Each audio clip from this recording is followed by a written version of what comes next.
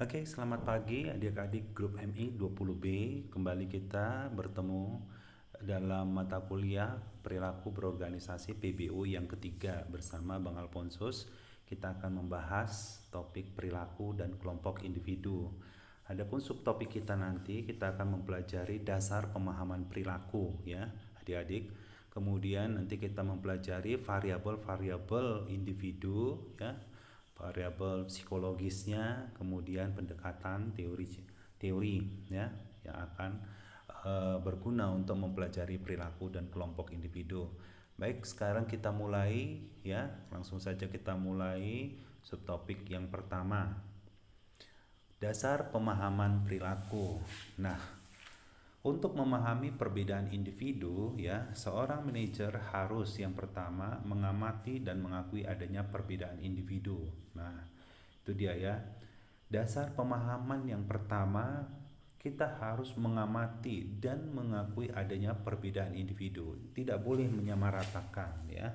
Itu kalau kita mau berhasil. Yang kedua, kita mempelajari hubungan antara variabel yang mempengaruhi perilaku individu ya.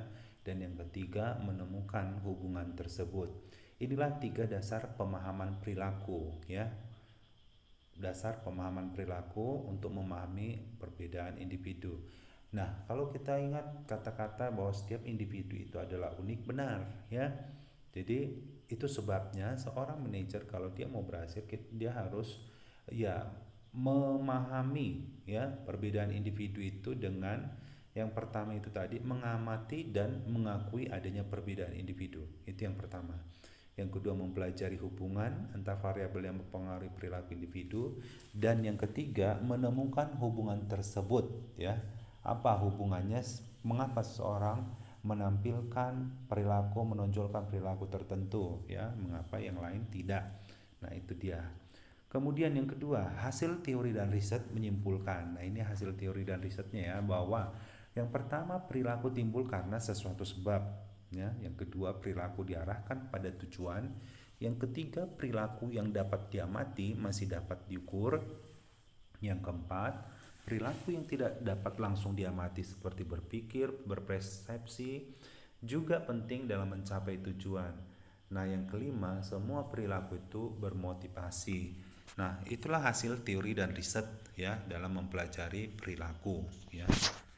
Selanjutnya kita lihat apa saja variabel-variabel ya yang mempengaruhi perilaku itu. Nanti kita lihat yang pertama, variabel individu terdiri dari kemampuan, keterampilan, latar belakang, dan demografis.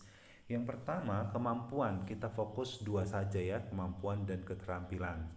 Meskipun nanti ada juga nanti untuk pengembangan latar belakang dan demografis. Kita lihat yang pertama. Apa itu kemampuan, ability ya, yakni sifat yang dibawa sejak lahir atau dipelajari yang memungkinkan seseorang menyelesaikan pekerjaannya. Jadi sifat yang dibawa sejak lahir atau dipelajari ya. Jadi bukan hanya bawaan lahir ya, bisa juga dipelajari sehingga seseorang itu mampu ya. Sifat yang dibawa sejak lahir atau dipelajari yang memungkinkan seseorang menyelesaikan pekerjaannya, itu kemampuan ya. Nah, kemampuan dapat juga diartikan kapasitas seorang individu untuk mengerjakan berbagai tugas dalam suatu pekerjaan. Nah, itu kemampuan, ability. Yang kedua, keterampilan atau skills, yakni kecakapan yang berhubungan dengan tugas yang dimiliki seseorang dan dipergunakan pada waktu yang tepat ya. Contohnya kecakapan ya mengoperasikan komputer. Variabel individu yang lain yaitu latar belakang dan demografis. Nah, sampai di sini adik-adik paham ya. Selanjutnya kita lihat variabel psikologis. Variabel psikologis ini terdiri dari persepsi dan sikap ya. Kita lihat yang pertama, persepsi. Apa sebenarnya yang dimaksud dengan persepsi?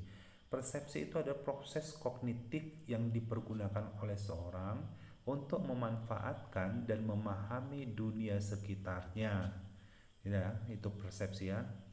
Proses kognitif yang dipergunakan oleh seseorang untuk memanfaatkan dan memahami dunia sekitarnya. Sedangkan yang kedua, sikap, adalah yang dipelajari pada suatu periode waktu, diorganisasi oleh pengalaman, menimbulkan pengaruh tertentu terhadap perilaku seseorang. Sikap itu adalah sikap yang dipelajari pada satu periode waktu di organisasi oleh pengalaman menimbulkan pengaruh tertentu terhadap perilaku seseorang. Nah, inilah variabel psikologis yang mempengaruhi perilaku ya. Yang ketiga itu bicara kepribadian ya. Apa itu kepribadian? Yaitu pola perilaku dan proses mental yang unik yang mencirikan seseorang ya. Kepribadiannya seperti X ya. Itu berarti pola perilaku yang ditonjolkan dan proses mental yang unik itu mencirikan dia, seseorang itu ya. Kita ambil nanti contohnya kepribadian temannya ya, salah satu temannya. Nanti boleh kalian gambarkan seperti apa pola perilaku yang biasa ditampilkan, proses mental yang seperti apa, yang unik seperti apa, yang mencirikan seseorang itu ya. Nah, kepribadian seseorang, kalau kita bicara lebih lanjut, kepribadian seseorang itu ialah seperangkat karakteristik yang relatif mantap, kecenderungan dan perangai yang sebagian besar dibentuk oleh faktor keturunan dan faktor sosial, kebudayaan dan lingkungan. Nah, ini kita bicara kepribadian seseorang ya, yang mempengaruhi perilaku. Seperangkat karakteristik yang relatif mantap, kecenderungan dan perangai yang sebagian besar dibentuk oleh faktor keturunan dan faktor sosial, kebudayaan dan lingkungan. Nah, itulah tadi ya variabel psikologis yang mempengaruhi perilaku itu. Yang pertama tadi kemampuan, kedua keterampilan, dan yang ketiga kepribadian. Sampai di sini mungkin adik-adik sudah paham ya bagaimana itu variabel individu dan variabel psikologis. Nah, yang terakhir kita belajar pendekatan teori kepribadian. Nah, ini sekilas ya. Yang pertama kita lihat nanti ada pendekatan ciri. Trait atau ciri merupakan karakteristik dari individu bersifat relatif tetap atau konsisten. Trait atau ciri merupakan karakteristik dari individu yang bersifat relatif menetap atau konsisten. Jadi mempelajari kepribadian seseorang berdasarkan pendekatan ciri dapat dengan menyebutkan ciri-ciri seseorang. Nah, ciri-ciri dimaksud itu bersifat relatif menetap atau konsisten. Nah, inilah yang dibahas dalam pendekatan kepribadian dengan pendekatan ciri ya.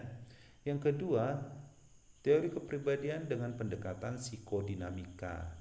Dalam diri individu terdapat energi psikis yang dinamis. Energi psikis memiliki sifat kekal dan tidak dapat dihilangkan.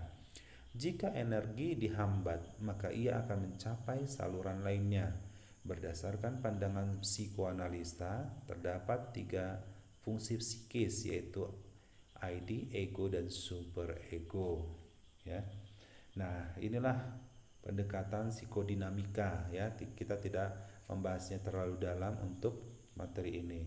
Yang ketiga, kita sekilas juga memahami pendekatan humanitis atau humanistik dalam mempelajari kepribadian, bahwa individu mempunyai kebebasan dalam memilih tindakan atau menentukan sendiri nasibnya sebagai perwujudan dari keberadaannya. Itu melalui pendekatan humanitis atau humanistik untuk mempelajari kepribadian. Jadi ada 3 ya pendekatan mempelajari teori kepribadian ini. Yang pertama pendekatan ciri ya, dengan mengemukakan ciri yang relatif menetap atau konsisten. Yang kedua pendekatan psikodinamika, dan yang ketiga pendekatan humanitis atau humanistik. Nah, itulah tadi topik ya yang kita bahas mulai dari awal. Kita lihat tadi untuk pertemuan yang ketiga ini, perilaku dan kelompok individu. Kita sudah belajar ya dasar pemahaman perilaku, kemudian kita juga belajar tadi variabel-variabel yang mempengaruhi perilaku itu ya, yaitu variabel individu dan variabel psikologis, dan kita sudah mempelajari ya pendekatan teori kepribadian.